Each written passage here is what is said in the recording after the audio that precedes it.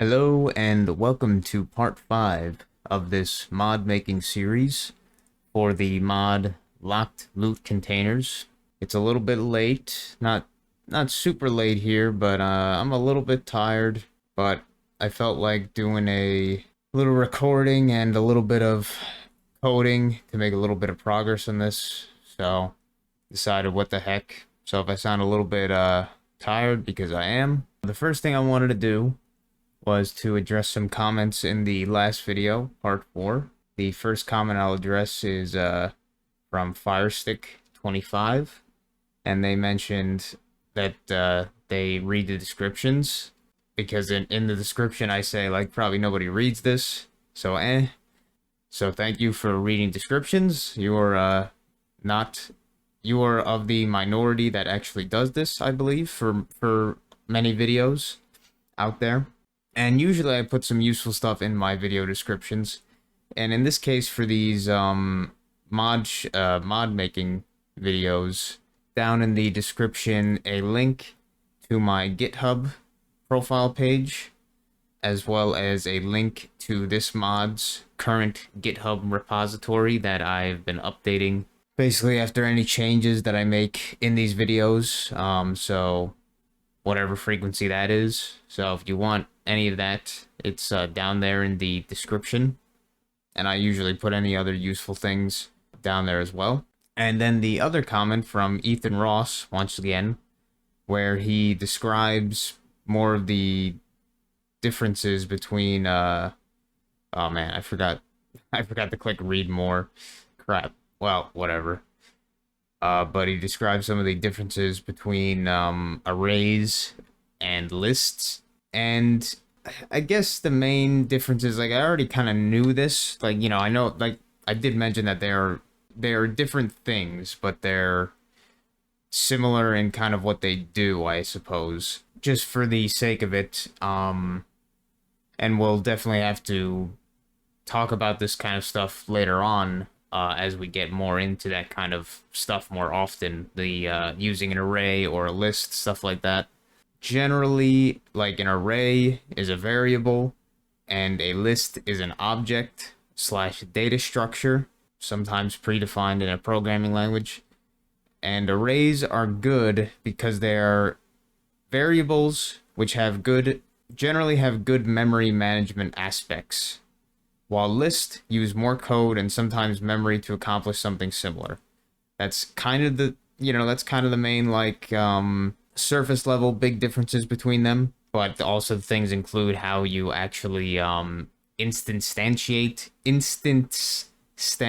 them, initially define them, how you add things to them, and how you retrieve from them those same things, basically how you call objects from them. But generally, lists, I think I found that lists generally are kind of easier to add to. Like that, I think that he mentioned that in the read more part. Lists are easier to kind of add to. They're more flexible, just the way that they are designed, structured, whatever.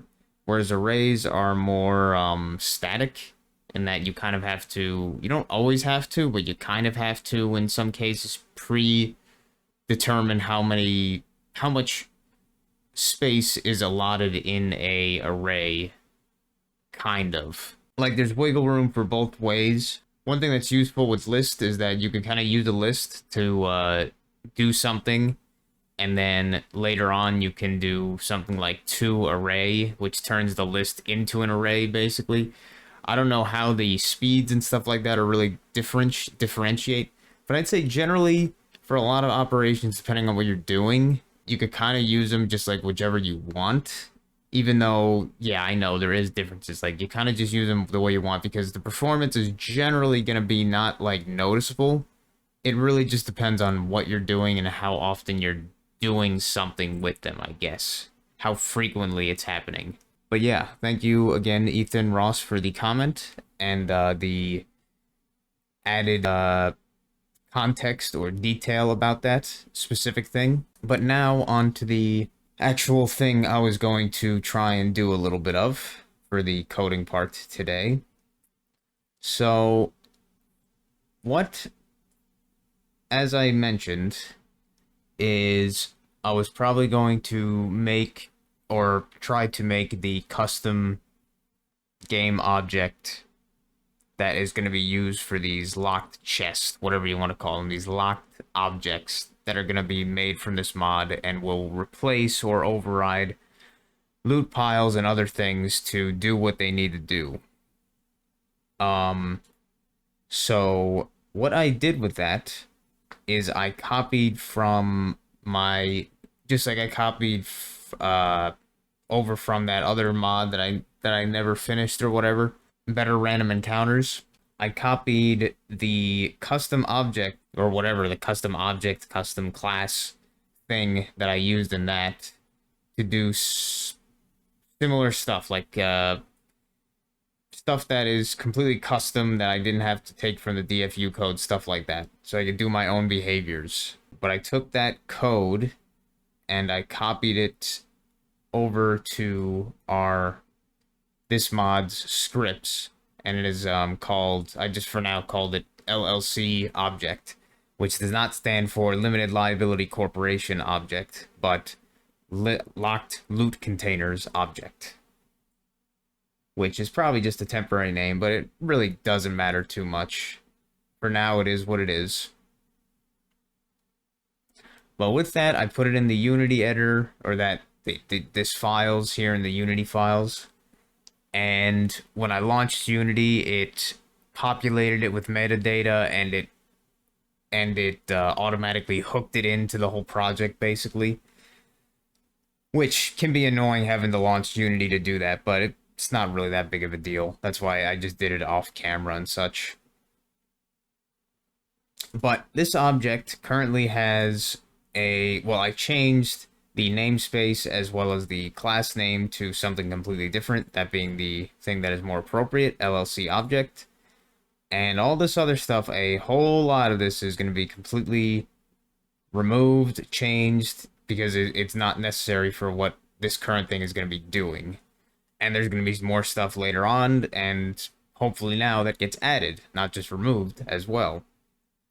But the first thing that we want to do before we forget is that I mentioned, I don't even know if I'm going to need mono behavior, honestly, in this, for this, I don't even know if I'm going to necessarily need mono behavior to be a, part of this thing, but for right now, I'm assuming I will, so I'm just going to have it inherit that behavior.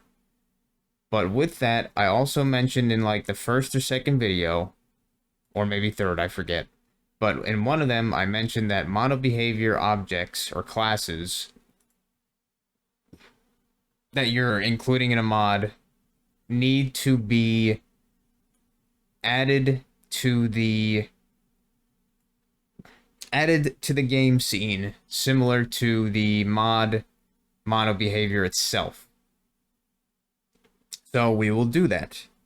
So we actually don't forget about this, and then we're like, why isn't our LLC object working?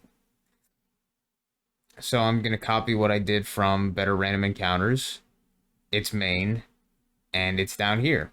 Here is the, at least in that case, here's the main mod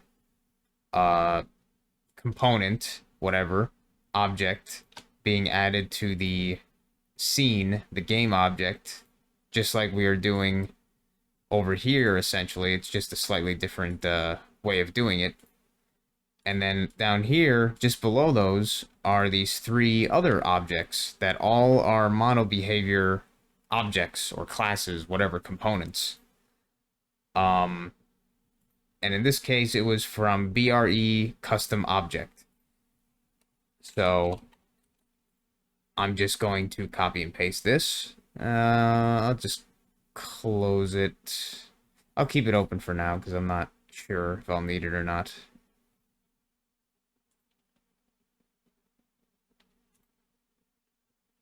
But right below this, I like to put it like a few lines below or something, just so it has some space so I could tell where it kind of came from, or that it's different from the others. Okay, I think I sort of see what's going on here.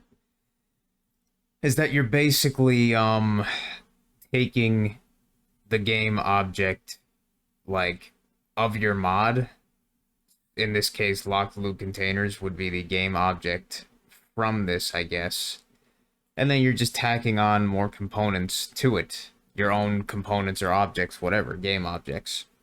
With the most likely with the, in this case, the mono behavior inherited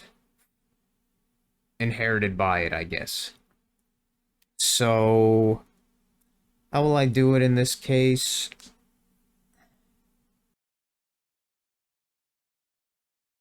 All right, so after a bunch of thinking, or at least a few minutes of thinking, I think I have decided that I'm gonna use more of this than I thought I would from better random encounters, and in this case, just because I'm not sure what syntax I would need to use to do what I was trying to do, I'm just gonna try and copy that and kind of see what happens.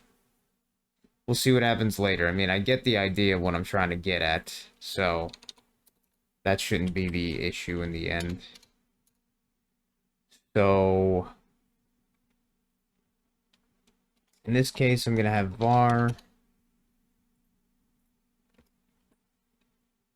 go, meaning game object, be there. So that is defined right away. So then I'll try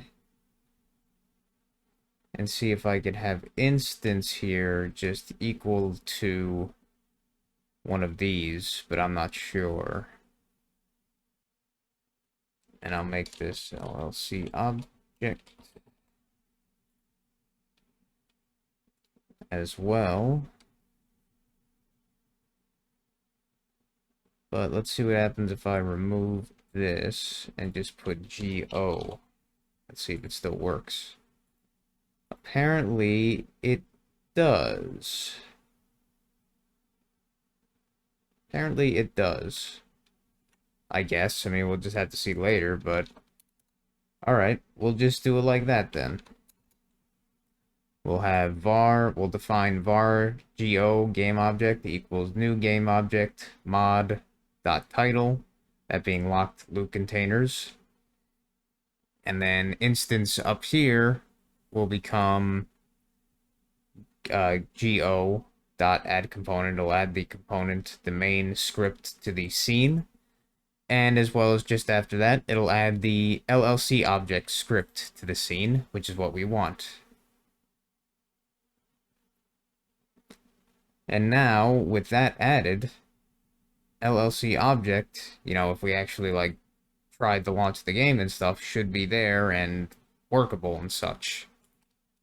So right here, we're going to remove some, at least right now, currently unused usings, just to clean it up a bit right now. Apparently we don't need this stuff, so we'll get rid of it. There is one error down here, which is from the old thing. And try and figure, yeah, I'll just get rid of that, because that does not exist there, even though I'm going to have to get rid of a lot of this anyway. But let's keep it here now, just for a little base thing, possibly.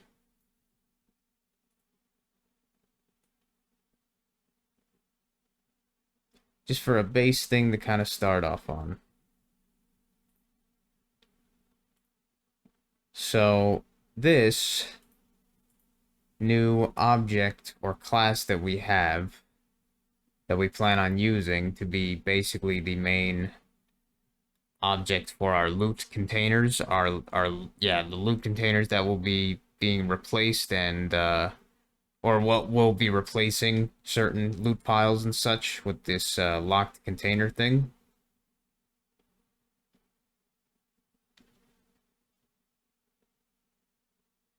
So here we have the actual, since I just copy and pasted this, I'll just try and go down some of the stuff. Namespace, right now we just have it the same namespace as our mod, which is how I like to do it. There's apparently other ways you can kind of do this stuff, but I keep it like this, namespace of our mod. And then below that, public class LLC object. You know, it could be anything, but I'm naming it the same name as the file. And just like the other one, mono behavior is the inherit thing it is inheriting from, or is a thing it is inheriting from.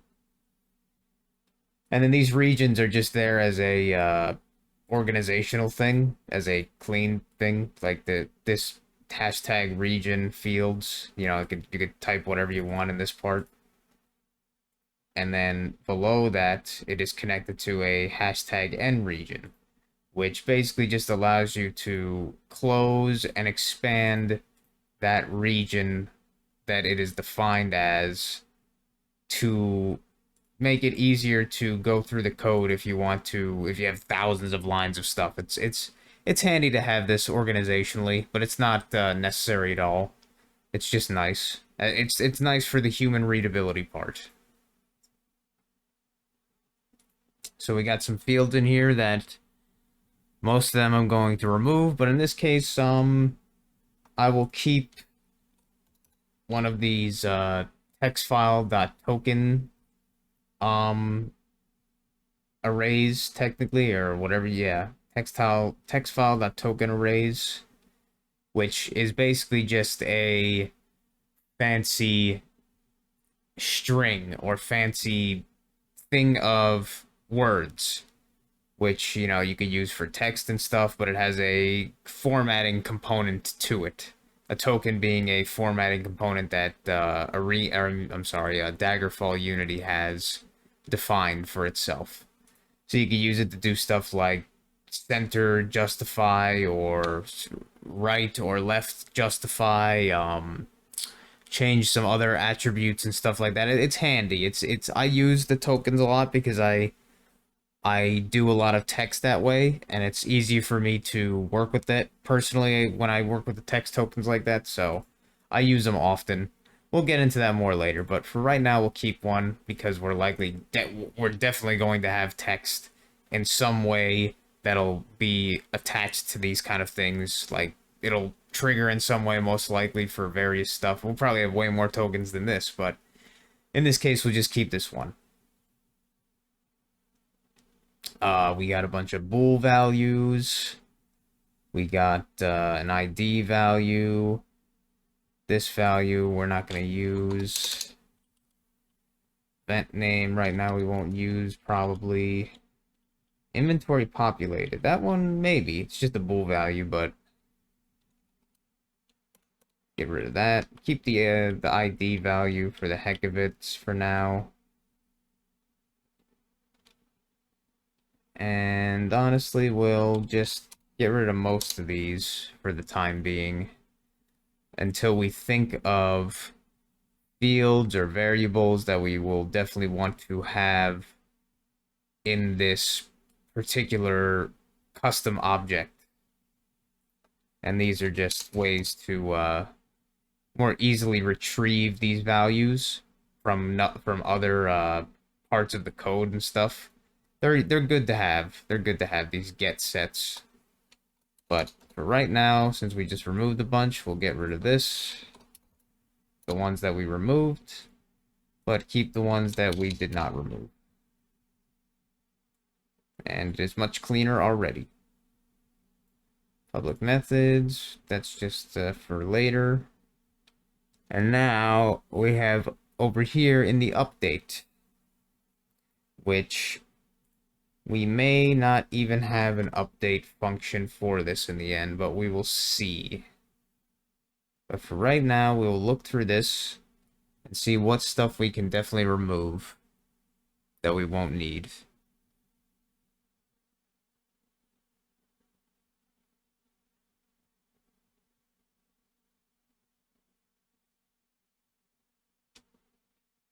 And honestly, it looks like basically all of it we could just remove.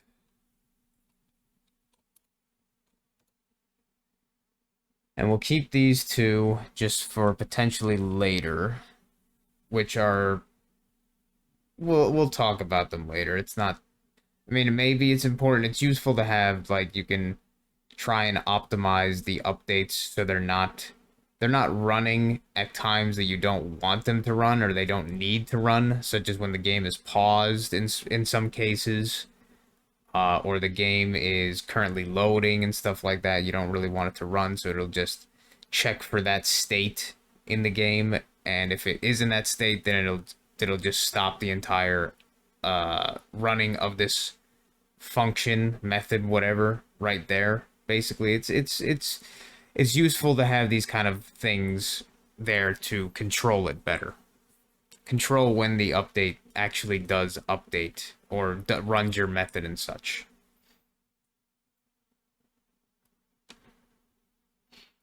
But now I'm gonna want to see how I can deal with this custom object in the way that I want it to when it's actually in the world.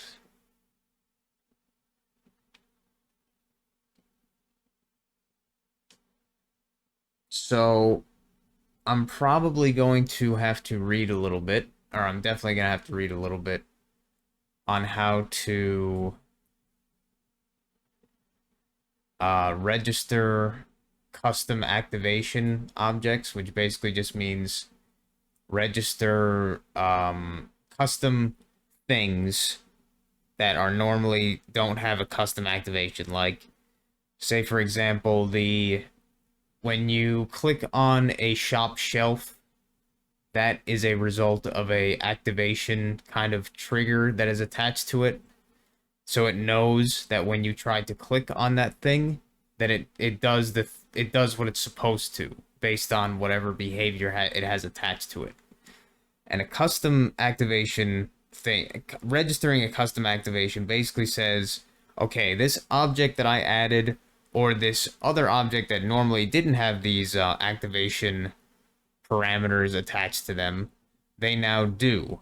Such as, say, if you wanted to attach to a bed, the actual bed models in the game, such as what the mod Roleplay Realism does, you can click on beds and it'll allow you to rest at that bed, and it'll, when you are done resting, it'll spawn you near that bed, the end of it, so like, to simulate that you actually slept in that bed instead of being teleported somewhere else. At least that's the idea. That's just one, I guess you could say, simple example for a custom activation. But what we're gonna want to do in this case is register a custom activation for a custom object in this case, which I'm probably gonna have to do other different behaviors. I definitely will, but this will be a very simple way to hopefully do a lot of the behavior we want to, at the very least, for testing purposes. So I'm gonna have to figure how to register custom activation and on certain objects. So how are we gonna read into that first? We're gonna try to look at other code as usual. And in this case, we are going to look at Roleplay Realism's code to see how it does the beds. And we're gonna have to change a lot of things and mess around with a lot of stuff, but in this case, this is a good starting point, hopefully. So we're going to, and in this case, we're going to Hazelnut, the creator of Roleplay Realism, or at least the main coder creator of Roleplay Realism. We're going to their GitHub repository where they have their Daggerfall mods, which they thankfully have, up there. And the one Roleplay Realism. And we're going to look in their scripts. These useful things aren't always in the same folder, but in this case, it should be in scripts, generally. And we will look for the main, which I believe would be roleplayrealism.cs. He just names it slightly differently than I do. So we're going to look through his code. and see where he does the registering of, we'll just look up register for now. Yeah, so here we go, register custom activation. And in this case, it is for, as I said, the bed sleeping thing. And the way he is doing it, well, I mean, we will just look up that ourselves right now in our own environment. And we'll put those in start, why don't we? That seems like the perfect place for this.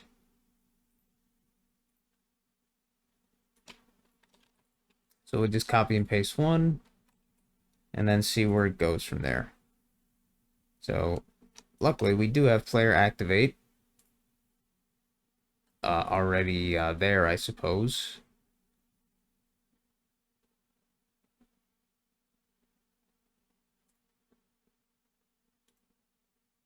And in that, register custom activation.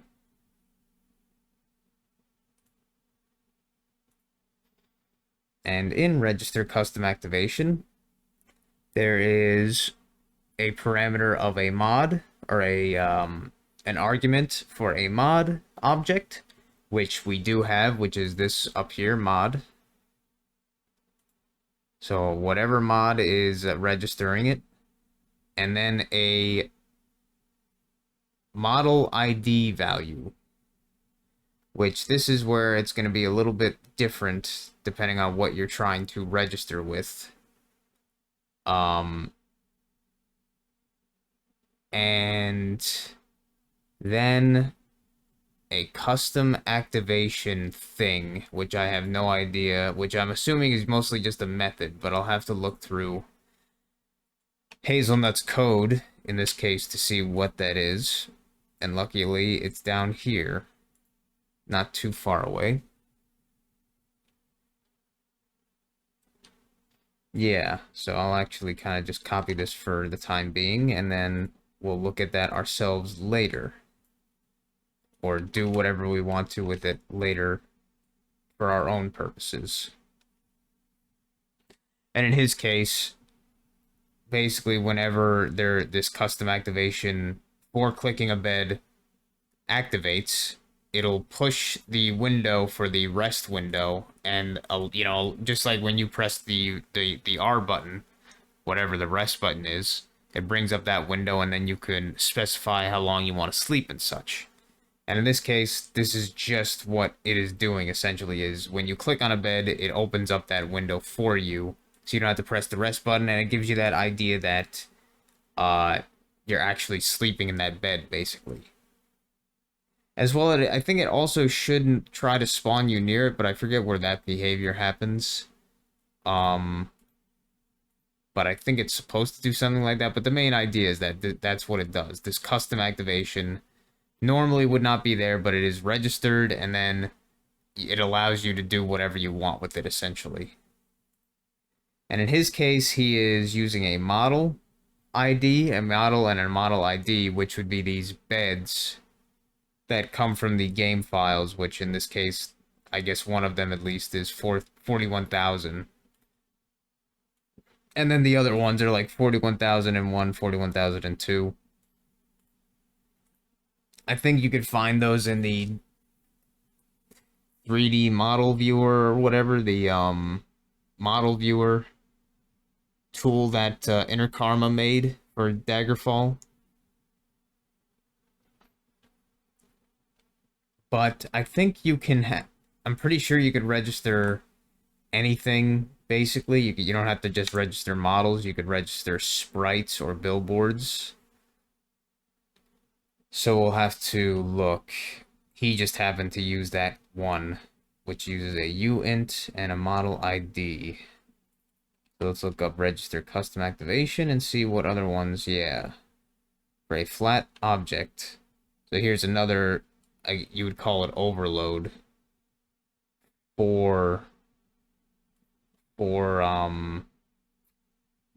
textures or billboards instead of 3D models.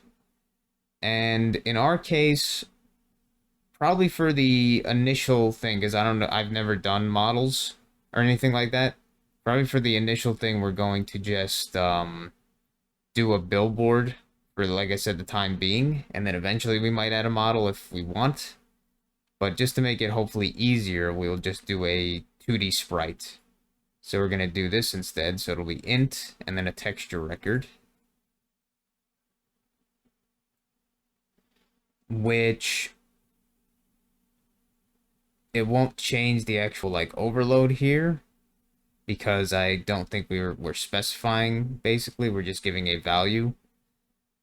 So it doesn't really matter. It's the same idea, is that when we have a texture ID, we will use that instead of this value or whatever. When we make a texture archive ID for whatever texture we plan to use, that's the one that'll have this custom activation attached to it. And in that case, we will eventually probably have to make our own texture with a custom ID attached to it.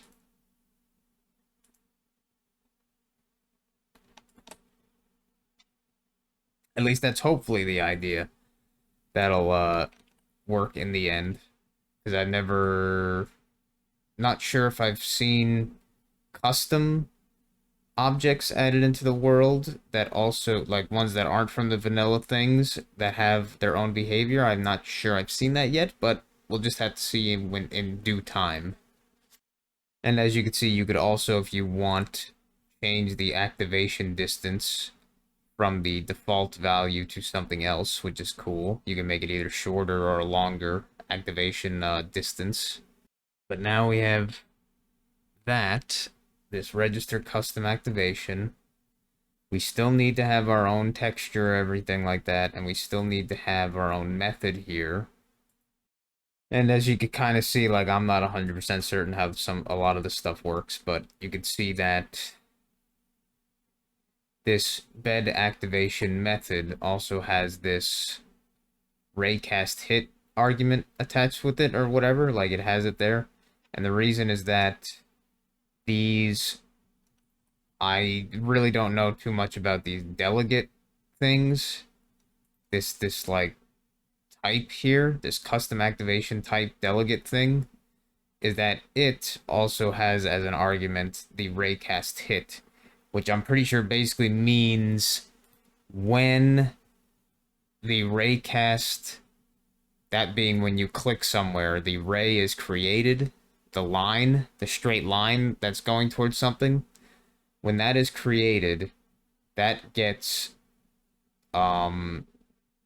used as like an argument in whatever thing that for that particular activation sort of thing to show, like, you know, did you click that thing, were you close enough, that sort of thing that gets checked. That in this custom activation gets brought with it, so you can use it yourself, kind of, in your own, in this case, the custom activation thing. I did a terrible job explaining that because I don't honestly understand it that much, but there's a reason that this has that argument here. It's because that is a part of that custom activation type thing, delegate thing. I have no idea how delegates work. It's just that's one of those still like kind of mystical things to me that I don't really understand fully. It's just there. It's just there and it just works depending on who did it. So we'll actually do one thing here and just say, I don't know, chest activation. We'll call it something different just to give it our own thing here so we kind of know that we've actually touched it. And we'll give this value, I don't know, 500, even though we're not going to use that. Comment needs our custom texture slash billboard flat ID value. 500 is placeholder. It's very useful. I mean, it's probably obvious, it's very useful to make comments as you are doing this stuff because it can get very easy later on as you work on this stuff to forget certain things as you are working on it. And if you say got away from it for a week or months or whatever, and then you never get back to it, you're like, wow, where the hell was I? And then having these comments, you'd be amazed if you do them sort of, even just somewhat right, how helpful they can be to both you and other people. It's just totally worth doing, generally. Like, if you don't overdo it, comments are definitely worth doing. Comments or notes, whatever you want to call them. In this case, we don't want to push any window. So we're just going to remove this stuff for now. But we do want to push a dialogue thing. Definitely at some point. So we're going to have to remember how to do that. Or I'm going to have to remember how to do that. Which I've done it many times. I'm just going to have to recall exactly how to start that whole thing up. But yeah, for now, we'll remove that. Because we're not going to use that particular activation thing. But for right now, the time being, we technically have a registered custom activation registered. We don't have any archive or texture thing to actually attach it to that would be related to what we're doing. So that's currently placeholder, but we have the method defined that is using this delegate that has this raycast thing. And we have the capability to basically do whatever when we eventually define the texture archive with this thing when it is clicked. And we can also define a activation distance if we wanted to, but for right now we'll just keep it as the default. And basically in here we're going to do a lot, most likely we're going to do a lot of the heavy lifting for the actual, like, what's going to happen when you do something with a chest, such as activate a trap, try to disarm a trap, try to do something else with the chest, if certain things are activated or something fails, like a roll fails or succeeds, allow access to the loot that is inside and such and stuff like that and turn it into a normal loot pile sort of deal. It's going to be a lot of work done in this this chest activation, most likely, because that's where a lot of the actual heavy lifting is going to happen. We'll just comment inside of it where most of heavy lifting will happen once chest locked chest object has been clicked. Will check for being locked, trapped, already unlocked, what to do when, and such. And that we will do later on, possibly in the next episode. I don't know, whatever I feel like doing, I guess. Whatever thing I feel like working on. And in this case, for right now, in that custom object, we don't need updates, so we're gonna get rid of the update thing. And it might not, in the end, like I said, it might not even need to be a mono behavior inheriting class or object, because if we don't really use any of those things, then we don't really need it. But at the very least, we're gonna have stuff defined in here to make each one a unique instanced object in itself, each chest, so it has its own properties and characteristics and such. But for right now, this is definitely nowhere near done, this custom object here. But we just wanted to get a base framework done for it so we could work on it later when we feel like it. When we know more what we want to actually define in here and have as different characteristics. There's going to be a lot of stuff in here, like what loot is contained in it, what level of lock it is locked with, if the chest itself is trapped, what kind of trap it has active on it, um, maybe what, I don't know, maybe even what material that the chest is made out of, to make it see if it's like, depending on how bash resistant it is or how much damage it'll take from being bashed and what the loot will be like. So many different characteristics will be adding to this custom LLC object here. We just have to think of them and then add them as they come. I mean, I'm not gonna add them now because it's pretty late, but we have a very good base framework. And I'll remove some of this too. Very good base framework we are getting to here. No matter how slow it seems, it is going. So we're gonna save this. And the same deal with what we did here. We added for now at least, that new component, the new object to the scene, just as we did the main locked loot container main file here. We did the same with LLC object, which we might not even need to do, because if it's not a mono behavior, it doesn't need to be added to the scene like that, as far as I know. We registered a custom activation with a placeholder object that is planned to be our chest, our custom chest object, and we have put in some text that we defined is going to basically be the later stuff for what we plan on doing and putting in here. We'll save that. And I will save this to the GitHub repository, as I have been. And I think that's it for today. As I said, it is pretty late here, so I think I might as well probably get to bed. But yeah. Thank you for listening. Thank you for watching, and hopefully in the next one we will start putting more values and fields and parameters to those custom chest objects.